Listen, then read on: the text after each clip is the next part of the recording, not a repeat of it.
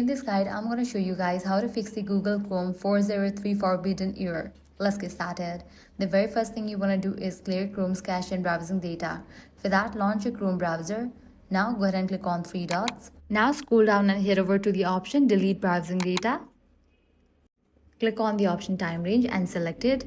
Then click on the option Delete Data and confirm it.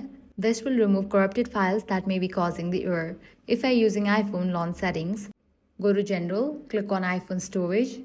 Now here you're gonna find all the apps that are installed in your device. Find Chrome and launch it. Click on the option of Float App and confirm it. Wait for a few seconds, then click on Reinstall App. Next, make sure Chrome is set as your default browser. Likewise, check your internet connection. Make sure you have stable internet connection, or you can switch between network, Wi-Fi and cellular data.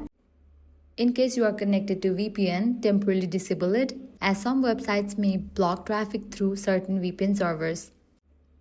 Next, log out of your Google account and then log in back. Click on the profile icon, click on Sign Out and confirm it. Then again sign in back, and that's it. These are the most effective ways to fix the Google Chrome 403 forbidden error. If this guide helped you out, do not forget to like, share and subscribe.